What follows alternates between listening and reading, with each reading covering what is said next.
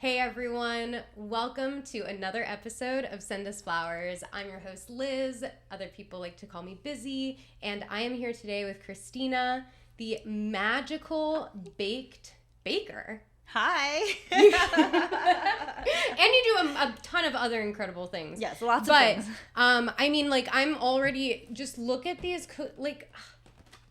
what? Those are my Botanical bandits. So it's a lemon rosemary shortbread bar. Am I allowed to have a bite now? Of course, yes. Do you want one? Yes, some? Absolutely. You know, it's so funny. I don't eat a lot of my own desserts oftentimes, but yeah. So I paint like a lemon glaze on top, so it's kind of like sets all the flowers in, and it's pressed with dried pansies and violas. Incredible. And cannabis leaves, and like it lends itself really well when I make it infused. The earthiness and pinene and limonene strains match really well with the flavor. Wow. So I call it a Botanical Bandit because it's named after my friend. It's inspired by the Velvet Bandit. She's a really awesome street artist in like Sonoma County, and so she does wheat paste, and she's in my Weed Wednesday group, and she's just such an inspiring person. And so when I was making these bars, I was like painting them on. I was like, oh, this feels like wheat pasting. I love that you paint them. Like you're literally like there's like flowers, and there's also the different layers. Like there's depth to the art of your creations, both visibly and taste-wise. Like, what? Thank you, catnip. Like, that's crazy. I mean, that's crazy. That's really, really cool. I mean, you put so much creativity and thought to it. Like, I'm literally, like, for all the audio listeners, and I'll do an up-close of this later, but, like, there's literally layers of frosting and the flowers, and then another layer, and so then there's some on top, and it creates this, like, perception of depth. It is, and there's also texture, and that's what I love about desserts too, right? It's a shortbread bar, like it's soft, it's crumbly, there's a little hint of salt in there. And then normally shortbread bars are kind of sucky because they're too dry. Like I find a lot of desserts to be too dry. I'm a huge snob. Perfect. And I put the layer of like the lemon glaze on top because it just gives you like this hit of acidity and sweetness to make that more complex. And then the flowers and the leaves, like that's a texture and a flavor too that it's very subtle, but I actually prefer this infused rather than not infused because I love the flavor of cannabis and how it interacts with desserts. Okay. No, this is incredible. So to start, before I forget, who are you sending flowers to today? I gotta take a bite. Let me pause to edit. How many flowers do I get to send? You can send as many as you want, honestly. You could send like 100 if you wanted to. We'd probably be here for a while, but okay. I think I have a few, and I listened to your episode with Annie Trimber, who sent me flowers, was so which was fun. awesome. I know, what a fun. I honestly, I think I just selfishly need to have more bakers on my show because we get a lot of goodies and we get to snack, and it's like a completely different experience, and it's really fun. It is, and you know, with Annie, like I love this group of like women in cannabis that she's incredible. Yeah, she's so creative, and she's so smart. Like I was hanging out with her during Emerald Cup, and we were up at the show, and she knows her stuff about concentrates and dabs, and she was so in her element. And I was just watching her go around and talking to everybody and talking to 710 Labs, and like she knew her shit in a room full of like farmers and men, and she knew what she was talking about, and I love that. And there's so many women like that in this industry. So she holds her own, And so my other flowers I'd love to send is actually how one of the ways that we met and spent time together, Jordan, Jordan Rocks. He is absolutely incredible at creating space for women and people of color in the cannabis space. And you know, a lot of brands and companies, and even a lot of us, myself included, we talk a big game, but actually doing the work, doing the steps, and creating inclusive spaces, and convincing your clients and your people to think bigger and create space. Jordan just recently did this amazing brunch with Source Cannabis that you were at. That was incredible, and it was amazing. And you know, his whole point was, you know, instead of just creating content, you know, and putting it out there, like, why don't you create a space? And it was so much more meaningful for the brand, for us. I mean, I see their flower right here. I know, as it's like front and center, But I love the event because, one, it made me a fan of Source, because they cared enough to put dollars to host an event like that.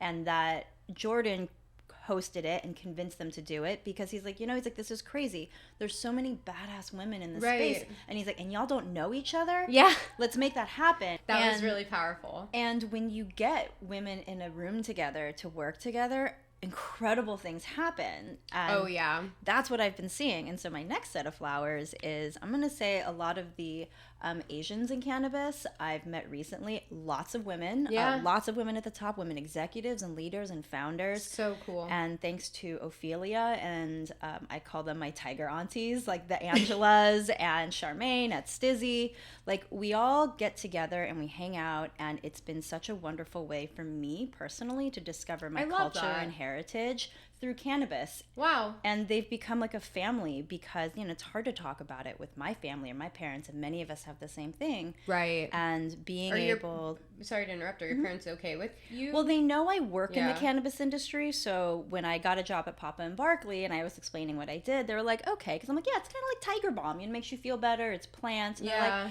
like, and they knew that, I'm like, they knew that cannabis was illegal, but I'm like, nah, it's legal now. It's fine. Right. So my mom tried it. She likes it. So they know I work in cannabis, but they don't know how much I consume. And it's a really hard conversation for me to have with them, because, it's just, I don't think they'd get it. Yeah. They haven't been to my house since before the pandemic, and my house has transformed into, like, I started out with no smoking weed accessories, and now my house is filled with them. And so they haven't been to my house in a couple of years. I'm like, they're like, can we come visit? And I'm like, you're like, maybe next weekend. Yeah, but with I call my tiger aunties and the Asians you have and cannabis people to community. It's really cool. And Chef Wendy Zhang and Elaine and I host like cool events. We just did a hot pot, and like it was great to bring each other together. So flowers all around. That's amazing. And to have that community and connection, and especially bridging it back to your own heritage and culture, that's really important. And that's not something I don't think is actually spoken enough about in cannabis. It's westernized out here. Like, it's not, I feel like culture is not as respected as a whole. It's very, I'm really blanking on the right word here, but like it's just not honored. And it's always kind of like a back burner thing, and especially over the pandemic, I noticed with like tradition of all sorts, it really fell to the side, because people would be like, oh, well, it's not a special day anymore. This isn't a special time because we don't get to be with the people who make that special, or like, we're just still at home. And so I think that the fact that you've been able to find people to celebrate tradition and culture with is really important. And just friendship. I love this cannabis community. Like, I only really got involved like a year ago. Not even. I mean, I had a job at Pop and Barkley. That was my first in the industry, and that's where I got to learn about everything. But I didn't really know anyone. And I remember going to my first, like, all those events and the conferences. And I was like this sad, lost little puppy. I didn't know anybody. Like, it was so sad. And really. Yeah. What year was that? 2019. Okay. And so what led you to getting a job at Papa and Barkley in the first place? Yeah, so I had spent most of my career in food, restaurant, and hospitality. So I do PR and marketing, comms, content for restaurants and hospitality brands. Very cool. And I worked at agencies. I worked in-house at a restaurant company called Tender Greens, and I helped them grow their company, like, from 3 restaurants to 30 and into New York. They're everywhere. Yeah. I was just in one actually last night. And their culture and their brand is so... It was so meaningful. Honestly, it was one of the best jobs I've ever had. Yeah. And it changed me. It made me a better person. And then so there's a moment where, like, I burned out. I was working way too hard. And then so I pieced out, not against my will, to be quite honest with you. And it was a huge shock. And it shook me, and it changed my life. And I took a summer off, which ended up turning into a year and a half that I call Summer of Christina. But good. I traveled to Europe for 6 weeks and just saw friends and saw what the world had to offer. And for the first time in my life, I didn't have to work. I didn't have to look at my phone or my email, and no one needed to know where I was. Right. And because why do they? And all of a sudden I had time. I was like, I'm going to get high because I have time, right? I didn't have places to be or things to do. And it changed me. And then I was like, I really want to work in cannabis because I really love the startup entrepreneur life. I get along with founders and entrepreneurs, and I just like this fast-paced industry. And so I was lucky enough to get a job as head of PR, comms, and content at Papa and Barkley. And we did a clean cannabis campaign, and they were great. I thought I knew about cannabis, but I knew shit for shit. Like, it was so much. Like, I remember my first month at Pop Mark, like, I'd go home at the end of the day and my head would hurt because it was just like I was like Neo, like with information being plugged in. Oh my God. And I'm listening to them tell me all of this, and I'm like, I don't understand 70% of the words you're saying. Yeah. And it makes me think about, as somebody who's like a new cannabis user or curious, or so many people who are curious or they tried it and they're trying to learn and understand about this plant. These words are scary, and they're big, and they're sciencey. Yeah. Oh my gosh. And for people who are in the industry, words were being thrown at me like, terpene, activate, the decarb, blah. I was like, yo, what? Like, wait, what temperature? How long? Like, how? Yeah. And underlying all of that, was so much information. It is, and underlying all of that is a newbie, as somebody who didn't know anything and who didn't consume a whole lot at the time. I was like, there's that fear of like, well, I don't want to get fucked up. And so getting the crash course, learning all the words, and now I think about it, I was like, oh, I totally understand what the Humboldt farmers were saying. It's just, they're just talking about farming and agriculture, but they've developed a vernacular and a language over the years, and I just need to translate that into words that people already understand. And I know that they understand that because if you love really good food and you shop and you go to the farmer's market, you care where your food comes from, you want to eat well, you should also care where your weed comes from. And absolutely. We garden, we farm, that language of talking about how food grows applies exactly to cannabis. Yes. So that's why I get to bake beautiful desserts. So I use my desserts and food to talk about cannabis to help bridge that gap and help people understand, because this plant changed my life. Yeah. Especially, and I thank Papa and Barkley all the time. I'm not there anymore, and I left right before the pandemic, but like, they're doing incredible things. Their philosophy was a great one for me to dive into the industry with, and I'm so appreciative. I absolutely love that. I think that's beautiful. And that's a beautiful way to start your journey. So then, were you always into cooking and baking even before that, or is this a more recent endeavor that you've taken on? I've always loved cooking and food. So because I worked in like food and restaurants, I've worked with some of the best chefs in LA and beyond. And so I would ghostwrite recipes, or, our food was more chef driven. That's incredible. So I spent a lot of my time around chefs and foods and, foodies. And so it was something I liked to do at home, but I just never had time to really sit and bake. And when I found myself jobless, sitting around collecting unemployment, which was really nice, I started baking because I was like, well, I have all this time on my hands. Let's try it. And I am not a good baker. It's really hard for me. And I know people who look at my desserts are like, no way. Like, they're beautiful. But it took a lot of time and practice, honestly, because I'm not patient. I don't like to measure things. And all the mistakes I made lead to me learning something new, which is how we kind of get to the next step. So being unafraid to make mistakes is really how I got to this point. And so baking's still really hard. Candy making is a whole, confections is a whole other thing that I don't have the patience for because I don't have to measure. But also cooking and baking with cannabis, you have to be very measured and very careful to calculate you have to know the Cannamath. dosing. Yeah. Oh my God, please help me. I cannot. Okay, so I know there's a formula, but so how do you do it? What's your Cannamath? Okay, so or does everyone have the same Cannamath? I think it's how you go about it. Like, okay. Yeah. So I wrote an article I write for MedMen's Ember, so I'm a contributing writer and I do recipes. Cool. And so if you're listening to this and you're like, I want to see your formula, it's on their blog. There's a How to Cook and Bake with Cannabis 101. And then I'll get it up I'll get a version of it on my site, fruitandflower.co, at some point once I get around to it.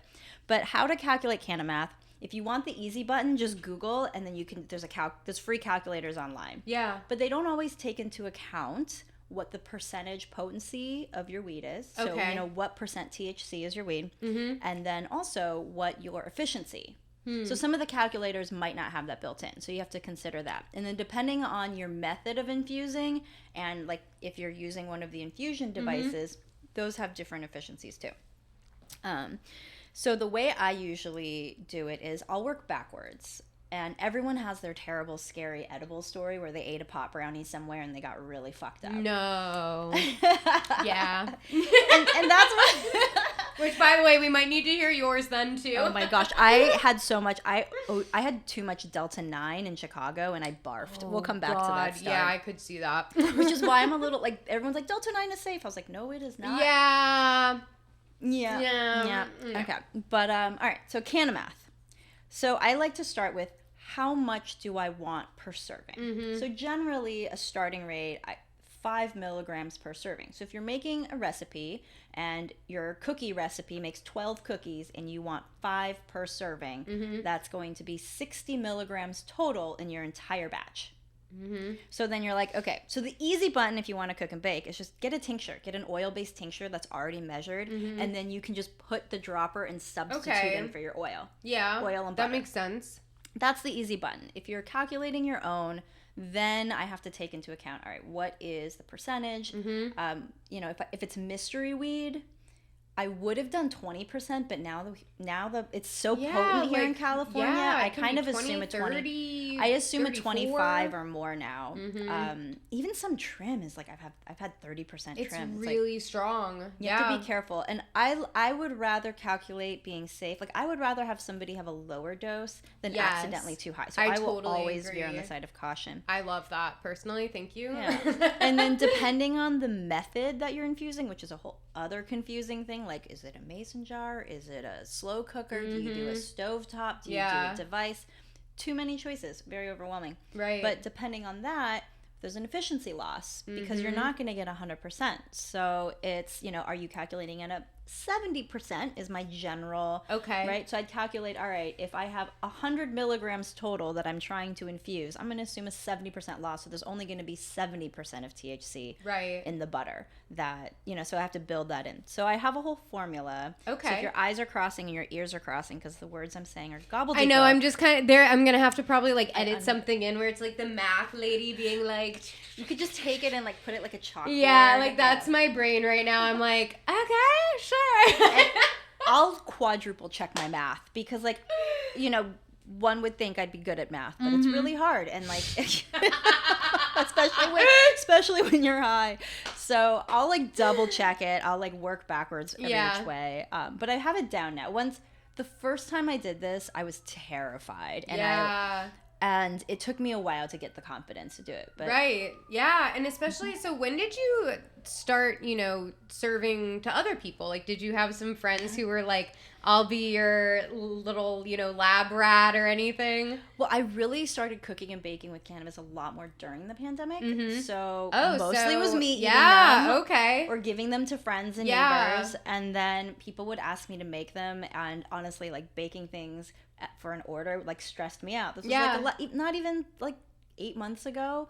And then now, fast forward to today, I'm like, yeah, sure, I'll make you whatever. Yeah, and you said yes to someone really cool recently. I did. Well, I can't even talk about it. Okay, we can't talk about that then. Yeah, we can't. I can't. Secrets. You'll have to go follow her on Instagram to see that. Yeah, as soon as I can share, I will. But it's really freaking cool.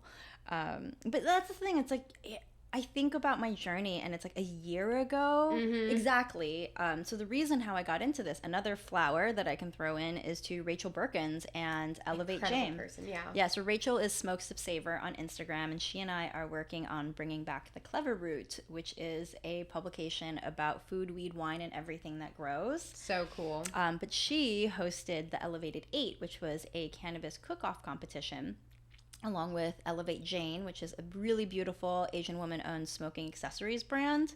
And it was wild. She invited me to participate because I had done a couple cannabis recipes, and my imposter syndrome was flooding because I was and this was a year ago. I was like, who am I?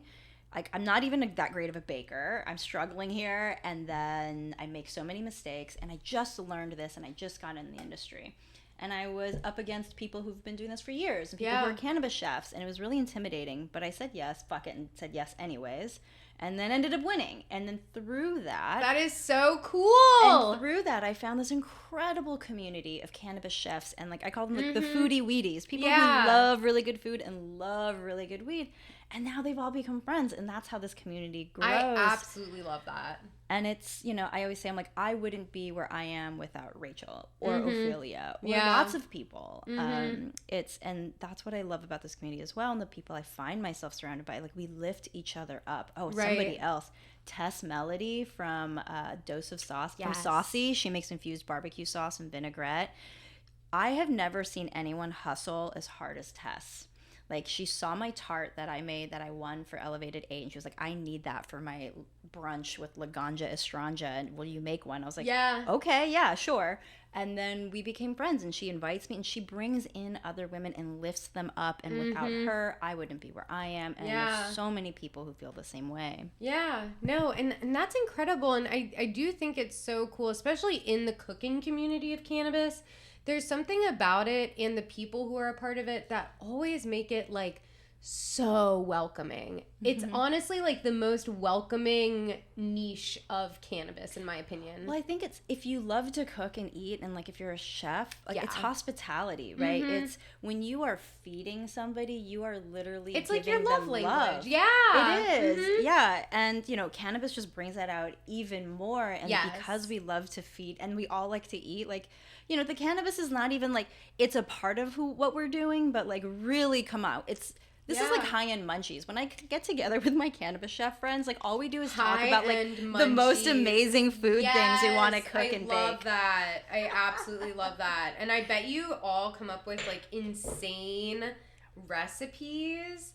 Oh, is there a recipe book of, like, all the people's recipes combined? Well, I know that there's a cannabis cookbook that just came out. I forget the name of it. Okay. I'll send it to you later. Yeah. But it's kind of like a lot of, like, the well-known ones, like Jordan Wagman, some of, like, the other, like, bigger named chefs. But there's so many young up-and-coming women of color. There's a lot of interesting people doing wonderful, cool things, both on the legal market and on the illicit market too. And I look at them both, and I think it's great because it's such an opportunity for, like, people are hustlers in this industry. Oh my God. I've never seen... They work harder than anyone because everyone always has to have, like, 4 different jobs going on too. So, okay, another flower. Which I know I do the same thing now. You're also balancing. Well, I wasn't always. I was a former corporate, like, 9-to-5 one job, and this was all my only life and my whole life, and I poured my whole soul into it, and so I can't help but do that. But in this industry, everybody has got a bunch of different side hustles. We all want to do side projects together. And so another flower I'll send is for Chef Wendy Zhang. She was on Chopped 420, and she won her episode, and we've become good friends. She's who I host, like, the hot pot party with, and we're doing a rolling pool party this summer. But you know, she has a full-time job. She has a consulting business. She's a chef with a catering company who does, like, infused events, and she does content and filming. And every time I see her, she's the most zen and chill, and she makes time for you and makes you feel heard and seen. And when I see her, I'm like, Wendy, how do you do this? Like, I don't get it. And she said a couple things. She was like, you know, one, outsourcing. You know, that's why she partners with people, because then she can do more, right? Like, people who complement her skill set. No, I'm good, thank you. People who complement her skill set and love doing the things that she doesn't want to do, and then that's how she grows. And so that's how I'm able to build Fruit and Flower and be like, okay, well, I can have a creative content agency because I'm going to tap in with my friends who already have an incredible, like, food and hospitality creative studio, and they happen to also love cannabis, so partner together, and making content's more fun with friends, so why not? I totally agree. Or, like, you know, I want to do, you know, a podcast with this. How do I do with Substack? Doing a magazine. Like, I don't know how to run a digital publication. Rachel has, and we both add in, and together we get to do incredible projects and things. So my biggest challenge is I have a hard time saying no, and when I get high, I get more and more ideas. Yeah, and you sit with all these like, it happens, and you sit with all these really creative people, and you're like, oh, like, what if we do this and this really cool thing? And then they're all business ideas, and then, like, you know, now I want to do a marketplace to be able to, like, curate a place where, like, if you love really good food and good weed and, like, these, like edibles right now in the market, like it's chocolates and gummies, and there's a few other interesting things, and like I love the quality of a lot of them, but like most of them it's just sugar weed. That's all it is. Yeah, it is. And there needs to just be differences. Like I do like and that's why I pulled some drinks today because I figured, you know, foodie, we can try some new things. Like I do love this Lagunitas. I had never tried the Gem and Jane. This one I didn't try. I have never tried either. It's a Mystic Tinley's of the tea company. I haven't tried that one either. This one is and this one's Rebel Coast. I tried the green one of that. The that tastes SUF, more like wine. I think. Yeah, it's really interesting. It's a cannabis wine. Yeah, I love the category. Like I love them all, but it's like there needs to be more. There's junk food and then there's high-end food. Just like I love Taco Bell just as much as I love a really amazing like Michelin-starred restaurant. Yes. And everything in between. Like to me, like eating and weed is just, it's pleasure and it's indulgence, and you can enjoy the full spectrum of it. Yes. So like you don't always want fancy food, right? And I find in the edible market, you know, I like the gummies are some really great quality, like hash gummies and chocolates and things like that. But like, right, beautiful desserts, like a custom cake for your birthday, or like things that you haven't even seen yet. They're not allowed, and it's a shame. Yeah, that's the crazy part too. And I'm curious. So like within the restrictions, but also within what you're seeing and doing. What do you think is kind of the future for that? Do you think there will be room for more specialty cannabis cooking, or? I hope so. Like, can I tell you my idea vision? Oh, yes, please. Okay. So somebody's probably already thought of this, but that's I would okay. I'm going to manifest, because this is what I've noticed too since I've come into the cannabis industry. You can manifest anything you want. That's what this podcast is for. Seriously, you put it out in the universe and it shows up to you and in your lap. And if you're looking, you're like, no way, Christina, you're full of shit. Like, that's not how the world works. No, it does. I'm like viciously nodding my head right now. It does. And I have so many examples of how that's working. You're just like, no fucking way. Okay, but so my idea of what I see, what I would like to see is like, I want like the culinary cannabis version of Italy. Ooh. Okay, hear me out. So you've got this open air thing, you go to this market, whatever, indoor, whatever. And you have different cities, right? And then those spaces curate chefs and artisans and makers. Like, right, you could have the person making infused pasta. Yeah. Or like, right, I make this beautiful cannabis leaf pressed pasta. Like, somebody could be making those. You can buy them to take them home to cook with, like, just like you go to Italy where, like, you buy your little ingredients. Yes. And then you could have a little pasta bar where you have somebody making, like, beautiful, like, cannabis infused or not infused, whatever meals for you, right? Yeah. It's a place where, like, if you love food and wine, you go and it's like a magical wonderland. And then you can go to the ice cream part and you can get beautiful desserts or like cakes to take home, and they're dosed perfectly and precisely. Yes, that would be incredible. Wouldn't that be beautiful? And then you can have a restaurant, you have a bar, right? And there's all different kinds of foods, and you could host rotating and like pop-up chefs and like that would be create so an entertainment cool. space to like have conversations about this and like talks. And so I would love to see that come to life, and I know that with some of the lounges, that's what I think they're hoping to do. But I don't know, it needs to be casual. I mean, I also really like the Foxtrot model in Chicago. Yeah. They have these like high-end, like not really high-end, it's like high-end 7-Eleven, like convenience stores. Interesting, okay. But like it's branded really well, and they curate things like with local makers in Chicago. Like that could be cool too. I just think that, you know, like look at how much we spend on beautiful little packaged desserts. Yeah. Why not? I'm gonna be the Nancy Botwin of all of the real Nancy Botwin making things. Yes, I Building love that. Businesses. Yeah, no, I think that that's incredible. And so, like, you know, there's so many different things on the market now. I'm curious what's really like picking your interest.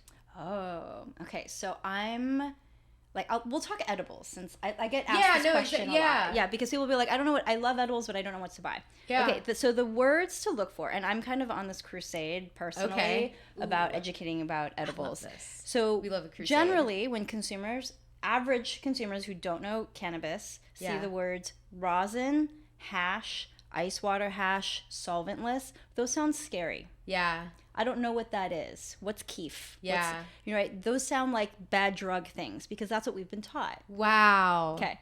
Yeah. However, as somebody who now understands what those words mean, those are the only words I want to look for on my edibles packaging. And those are the kind of products that I want to buy. They should be solventless, which means it's made without chemicals. Not solvent-free, which means they were used and then taken out. I know. What is that? Yeah, see, I don't like that. It's marketing, and there's no regulation. regulation. I know, and then it's like, damn it, it's art. It's people. I know, like and then somebody will just start using it because there's no way to regulate, and then you have to make up a new word. Yeah, it's exhausting. But solventless, hash, any hash chocolates, hash gummies, hash edibles, ice water hash gummies, the Papa Select ice water hash gummies are my absolute favorite gummies. Yeah, hands down, period. And the reason why is because they are only flavored with the pure ice water hash terpenes of the plant, a little bit of sugar and a little bit of pectin. Yeah. And it's strain specific from the farm, and it's whole plant. The feeling is so good because it makes me feel like a piece of seaweed floating in the sand. And like it's strong, but like not in a bad way. Like it's not like my head hurts. It's no, definitely like not. An ice water hash, like no chemicals at all. Like it just hits different, and you definitely notice it in a gummies. Because sometimes I'll eat like an isolate or distillate gummy with like all the sugar and the crap in it, and like my head hurts. I say like it tastes and feels metallic, whereas something that is made with solventless rosin hash, ice water hash, it tastes earthy. You can taste the terpene. So you've literally Papa Select is owned by Papa and Barkley, which just launched a P&B kitchen to do edibles and chocolates and all that stuff. But they're a great brand, and they're the ones who make this, and like they're more expensive because it's all handmade, but it's worth it. Like Kiva also does hash chocolates. Yeah, Kiva's line is really good. I love their products. Yeah, they're a really great quality. I love Rose Delights. The little Turkish delights. Yeah. Those are really good too. The flavor is really unique. It's very light, but it's there. Yeah. And it's just a nice if candy could be refreshing, that's how I would describe it. It's like they took weed and fruit and smashed it together into a perfect bite. And it's not too sweet. Like it's a little Turkish delight with these little squares. It's not too much. Nope. And they all do all these cool chef collabs and different flavors based on seasonal ingredients. And they're all about sustainable regenerative farming. So I like their ethos as well. But their little gummies are also one of my favorites, and those are made with rosin. So, and all of these, they do taste like weed, and that's something that people ask me. They're like, how do you? I got somebody who called me. And they're like, we want to know, how do you hide the taste of weed? And I was like, hide it. Why do you want to hide it? Like complement it. Yeah, and I think there's a form factor too. A lot of these drinks are made using nanotechnology, and those are sometimes you want flavorless. Yeah, like this one's definitely more hop. Like this is like hops water basically. Yeah, and there's a use, right? These are all ingredients, or all tools, and so when I'm baking at very low like dosing levels, it's like a seasoning, right? I only want a little bit of oregano in my tomato sauce. I don't want an entire pound of oregano. Right. But if oregano has, the medicine that you want, and you need a lot of it, then you're going to have to turn to something that doesn't have that flavor, because otherwise it's going to be overwhelming. So you're an artist, you're a scientist, we create things, bring it together. And that's what we find in edibles. So people who are like, I don't like the taste. I was like, okay, like if you think of it as another, again, a complex layer in the flavor and on your palate, it's not a gross taste you have to look for. Right. But you have to cook with it in a way that it pairs and it balances, just like salt, just like your seasoning. So when people say, thanks for just you today. Thank you. That's... I always say too, like, since I've started consuming so much weed, like, I've become a different person. Yeah. In a really good way. Like, I'm still who I am, but, like, sparklier, brighter, more me, more honest and truthful. Like, I think, the Red was saying earlier, I heard you say, like, cannabis and mushrooms are connected. It is, because it's plant medicine. And all of these, since I have started doing all of these things and meeting people in this community, like, it's just pure clarity. Yeah. I left a relationship of 11 years that was no longer serving me. And I've used a lot of cannabis and mushrooms and all of the things to kind of work through it. And I have never had so much clarity in my life. It's very clear what was working or what wasn't working. And why this needed to end. Yeah. Or what I'm doing next to, like, I just took, the relationship finally ended, and I'm starting to talk about it now. Right. Because he finally moved his stuff out of my house after 9 months. Wow, congratulations. Thank you. Woo!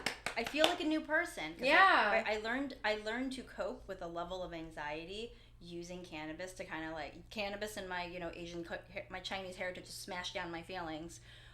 But like, right, it was the only way that like I could continue like going on and doing what I was doing, because like the anxiety was overwhelming for people who live with daily anxiety. I don't know how you do it. Like I would have it once in a while and it was crippling. Yeah. But thank God for weed, because it just made everything more balanced. Right. It gave me the ability to channel my emotions into something more creative and constructive, which is my desserts, which is now what I get to do. And like, I don't know, I took a day off last Saturday and just did a grip of mushrooms, and I call it, do you remember back in the day when you had to like reformat your PC and it's like, what is it, like you have to reboot, disk refragmenting or whatever? Oh, that's actually way beyond my, I'm like, you unplug it and plug it back in. Anyone who's like over the age of 40, they're like, yeah, I know, and anyone under the age of 40 is like, I don't know what you're talking about. I'm sorry. Anyways. I'm like, sure. Basically, like, I always say, like, it feels like it's just making everything run better. And like being on a grip of mushrooms just feels like I went to the dentist, but for my mind. Yeah. Like, you get a good dental cleaning, your teeth feel really clean and sparkly. Yes. And it's like mushrooms do that, and that's what they make my brain feel like. So I did a nice reset at the end of one, and it was a good way to kind of celebrate the end of that and put it in, disc refragment it, push it all there, and then like now move on, and it feels that's really incredible. Beautiful. Because then you had, cooking to lean on, you had, cannabis and this like really beautiful experience with it. And like, because sometimes like even for me, and I think everyone has this moment where it's like, are you using weed to escape, or are you using it to like enhance your life and like have that intention with yourself? And I like, I have to get perspective of like, hey, am I utilizing this for the right reasons or what? And I think that it's really cool that it's helped you so much through such that's a huge thing to happen in your life. Yeah, it was the most intense thing that's ever happened, but also because of that, Fruit and Flower was born. What I'm doing and creating beautiful desserts and like that didn't exist a year ago. And like this vision of having this like weed Italy is all new. And the magazine, all of this is new, and it's so much and it's so intense, but it feels so right. And I think culinary is definitely where this industry is headed as well, because there's a lot of interest in it. There's not a lot of people writing about it, talking about it, which is why I find myself shocked as shit that anyone cares what I have to say about this matter. No, I really do. And as I've been like talking to you at different events and stuff too, it's been so impactful to me, and I've really loved watching it. And I actually there was such a beautiful moment where you spoke about why you call what you're doing Fruit and Flower. And from hearing also the story of what you've been going through, that is even, I feel like that's even a part of it too. It is, and that's why it was so beautiful, because when that name came up, my friend helped me come up with that, and she's a brilliant branding strategist, and she knew what was going on with me, and I told her my whole vision and all my ideas and what I wanted to build and create, and she said, it's Fruit and Flower, because think about the cycle of a fruit tree, right? And how hard it is for a seed to grow into a plant, to become a tree, to then grow flowers that then die to create that fruit, and then that fruit then has to die for the seed to fall to the ground and then grow anew again, and then the cycle starts again. That's so beautiful. And it's so beautiful because in order for you to reach that next step, you have to die. The flower has to die in order for it to become fruit, and the flower is arguably the most beautiful part of the tree. So it's pretty magical, and like all of the things that go into creating fruit, the fertilizer, you have to take care of it, the sun, like the air, like you have to tend to it. And so that's why it's like Fruit and Flower, and also like yourself, right? Cannabis and mushrooms, all of these things have helped me unfurl and blossom and find myself, and I now have my voice that I get to use all of this to help inspire others and teach them how to discover cannabis and mushrooms and how it can help make them feel better. And it's not about getting fucked up. Yeah. And I think that that's what I see in a lot of kind of the counter side of this industry. For sure. Where it's just all, you know, bro parties and getting high and getting fucked up and TNA. Yeah. And that's not what this plant is about.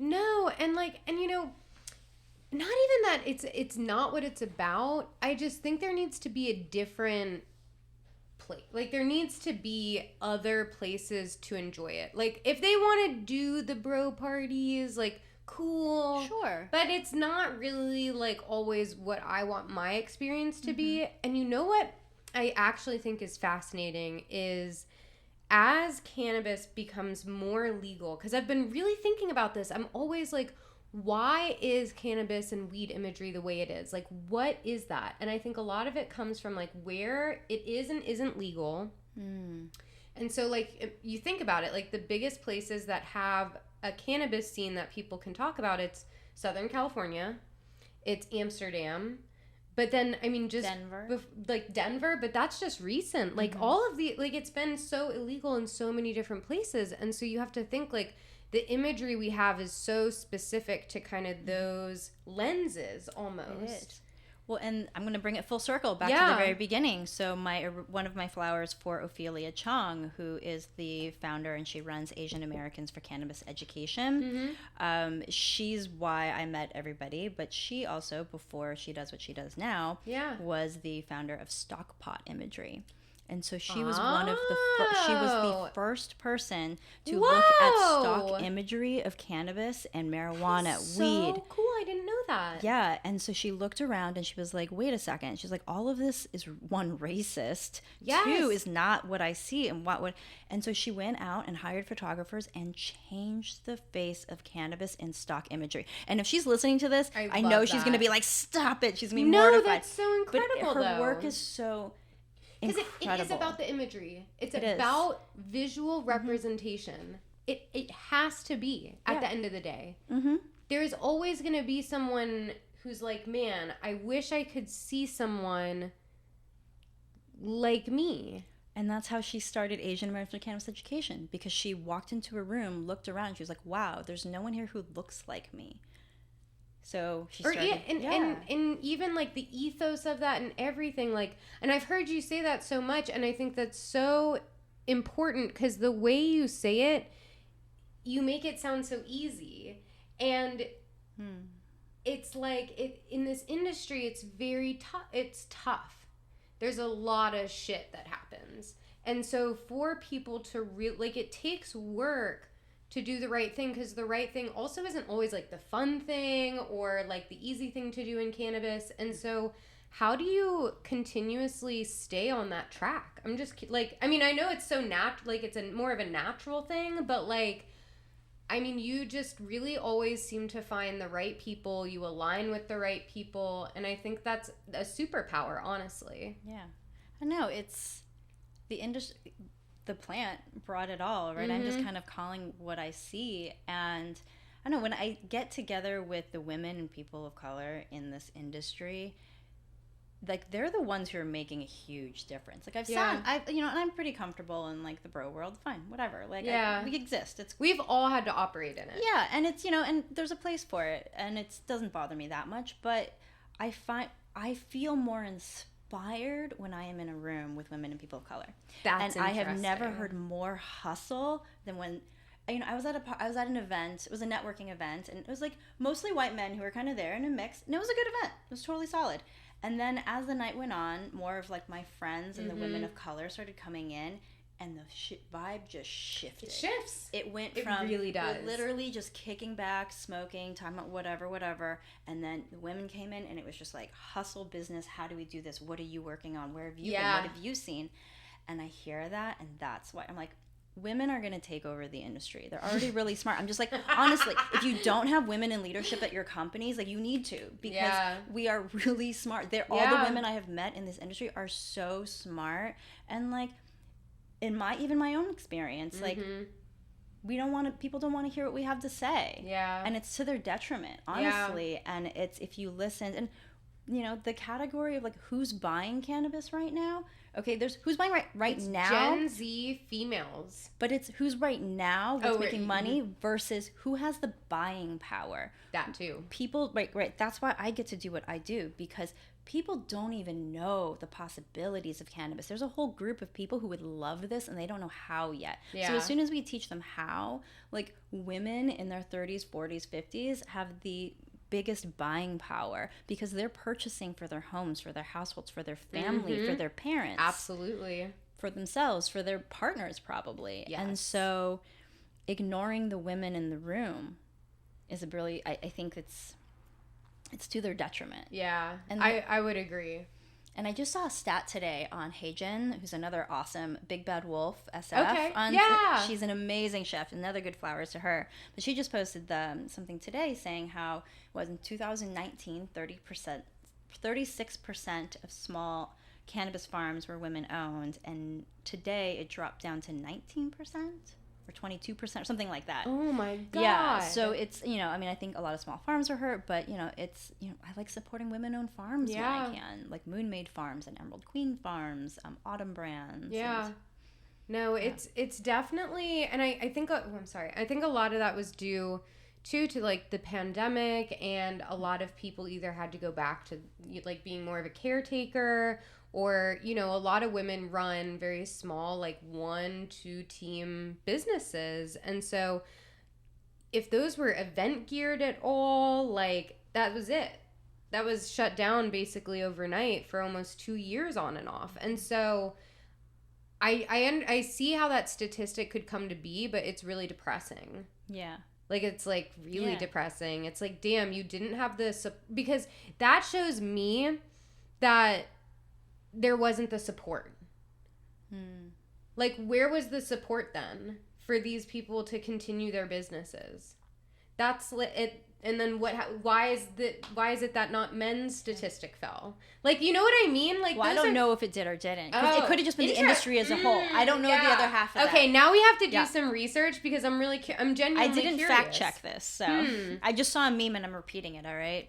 Oh, I do that all the time. I trust Heijin. I trust Heijin because she gets her shit done. No, but now we're moving this podcast into an investigative journalism episode. Well, there's two really great articles that just came out. Mary Jane Gibson, who is a writer for Rolling Stone, the publication, and she also hosts the Weed and Grub podcast. Yeah. She wrote an article about like basically the fall of small weed farmers in California. So check out her story. And then I just saw Mary. Oh, what's her last name? She's Mary Stardust on Instagram. She did a piece for KCRW about California Prop 64 and like why it's failing. Why is California cannabis failing? Yes, very informative. Sorry, my mouth was full. Full of cookies. But no, they're very, very informative people, very informative articles. And definitely, I mean, like, that just goes to show in all things, like, especially with cannabis and stuff, like, fact checking is super important, because there's so many things that are like just anecdotal almost that kind of pass around because there isn't a lot of research. Well, and then also like who's gathering this data? Did somebody ask every single small farm? Who is gathering the data? That is also exactly. So, okay, we are now, it was a joke before, but I'm tacking that on to all of our business ideas, and it'll just be another project that we did come up with a idea business. We did. So you ever meet me and you get high with me, that's just what's going to happen. Yeah, but we're all going to have like, between 5 to 15% in each other's businesses, and it'll just be like, this continuous like circle of like wealth and creativity. But that's also why this works, right? That's why this community and who I find myself surrounded by is so strong, because we are all there saying, yes, how can I support you? Instead of like, what's in it for me? Yes. Like, I love what you're doing. How can I support you? What can I do? How can I use my talents to help amplify you? Yes. That's the difference. It really is. And it comes so full circle from what you were saying earlier, because when people do get pulled into these projects, it gets so, it's everyone's specialties. They really like found a niche for themselves and that they love and are passionate for. And I'm like, oh, I want someone who does XYZ. I know I can tap them for that. Or like, I know someone who needs this, so I can ask them for like a photographer. What, you know, there's so many different talented people that we can bring together, and I think that that's so cool that people's talents and gifts can be honored that way. Yeah. It's really neat. So, no, I love it. And so, to start closing us out, I just wanted to see if you have anything in your bag that you would like to share, or anything that you're smoking that you love and think other people should be smoking too. All right. Well, I only brought one thing. Okay. I try not to carry too many things. Like, I swap them out because then my purse is filled with stuff. But, so this one is my new favorite I picked up. So it's a seed. Okay, so the rectangle is basically a vape cartridge. Yeah. So it's a battery. So, but what it's made by Seed. It's called the Seed AVD. When you smoke it, it's haptic. So it buzzes in my hands and it feels really good. So it doses. No, it just buzzes. Okay. Yeah, no, it just buzzes. But I also like how it fits in my hand. Yeah, very like ergonomic. It feels good. Yeah, so I like that. And then what I have in the vape pen is I usually carry a vape on me like at all times, just in case of like I need something. Yeah, you need the go bag. So this is Jetty's solventless vape cartridge. I like so their what stuff. I love is that more and more vape companies are making solventless, and this one's delicious. So solventless, again, I mentioned earlier, means no chemicals were used to extract this oil. And so that means it tastes good. The live resin was like the previous tastes good, but this tastes even better, and it's not harsh on your throat. It smokes so well. So this one's Jetty's. I know PAX just launched a line, and then there's also Blue River has some really beautiful solventless as well. And then I've been hearing rumblings from some other big top companies that they're working on them as well. So okay, that's the we have for. Yeah, we have lots to look forward to then. And if you would like to find out eventually the things that you can look forward to that Christina is doing, definitely follow her page. We can't talk about it yet, but follow her page, check it out, see when it's live that this can be announced. But but thank you so much for being here today. This was incredible. And thank you for sharing so much. Thank you. Yeah, so follow me on Instagram at Fruit and Flower, all one word, no spaces. And then I'm also fruitandflower.co is my website. If you sign up for my email list, you can be first to know whenever new things happen. Yay. I also do drops of baked goods every once in a while of fun things. So I highly recommend you sign up for that email list so that you can get them.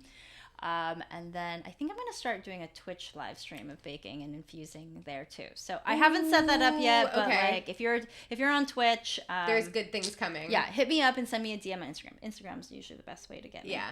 Okay, perfect. Well, thank you all so much for being here on another episode of Send Us Flowers, and thank you for being here. I will see you all next week.